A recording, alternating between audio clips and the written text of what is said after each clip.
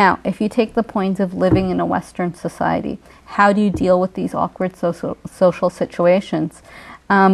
One thing is educating the chancellors, by letting people know that in Islam, there are certain things that people can do and people can't do. And one is the free mingling of the sexes. We don't have the consistency. If it's consistent, because you find some women shaking hands and some find, some don't. And I'm not saying either is right or wrong, but it happens. So we're putting the onus on somebody who doesn't understand Islam. We're confusing them in a way. It's not a question of that too. I think we are a large community, we're a safe community, we're a proud community. Yes. We shouldn't really regard ourselves so fragile and deal with the what I call non-issues so much that we forget the bigger issues.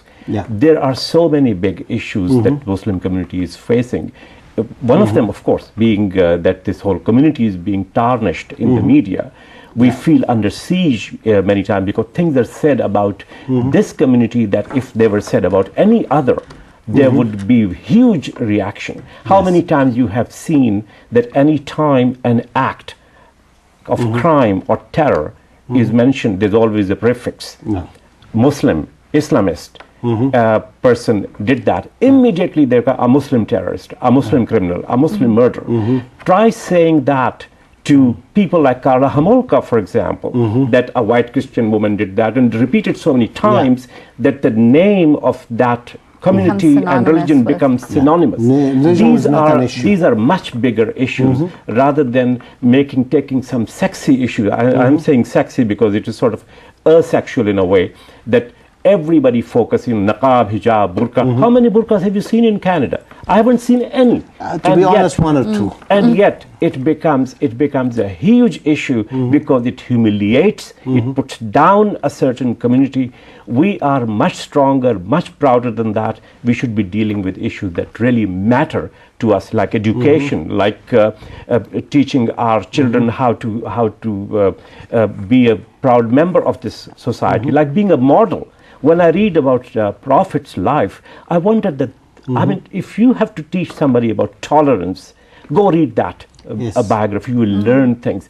Those are the things which matter, not the intolerance that we show. I cannot understand how parents could tell their children not to talk to a non-Muslim, not to invite them, not to have any dealings with them. That is also part of Islamophobia, and we are to blame for that. Islam.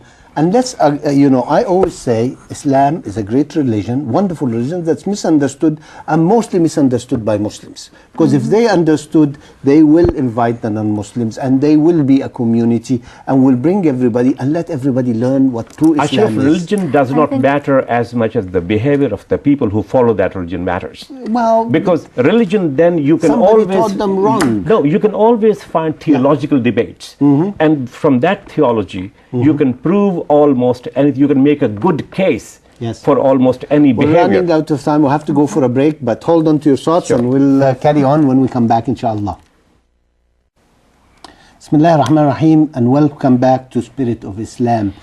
We're discussing today Islamophobia, and one of the things you've mentioned, Shahid, earlier in the first session was anti-Semitism and how widespread it was in the Western world in the Renaissance years and in the previous centuries. And I'd like to make a comment because it's a very important historical fact. Where anti-Semitism was widespread in the world, in the Muslim countries, Jewish people were welcome and they lived among the Muslim people with tolerance.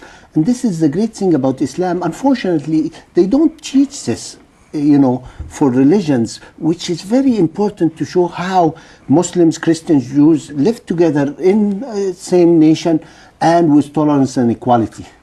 That's true. That is a fact, and I think people understand that. They know that as history, this is what actually happened. What my fear is that after centuries of anti-Semitism and after relatively more recent Islamophobic behavior in the West, what is happening is that these two groups who have been the victims of the worst kind of stereotyping and hatred, there are attempts by many forces to make these two groups in the West actually come into clash with each other. When you begin to see newspaper articles and radio and television talk shows saying that anti-Semitism in the West increased since the Muslims' arrival or the Muslim demographic changed in the West. That means now that there are attempts to have these victims get on to the throats of each other. Now, I'm not talking about here the politics of Middle East and what is happening in between Israel and between Palestinians themselves. That is there, that's true. There is actually a lot of bitter events taking place. But in the West, the attempt to have these two groups come into that clash is a very dangerous thing, because they do not realize that today, if Islamophobic behavior does get the credibility, tomorrow it will be another group, and who knows who that group may be. And Muslims don't realize that we can actually learn so much from the Jewish experience in the West, that after having gone through the worst pogroms in the West, they have now established themselves in a position which is a very strong position. So there's a very strong correlationship between the two, and I think both communities need each other to advance this tolerance, which is, as you were talking about earlier, the basic message of Islam.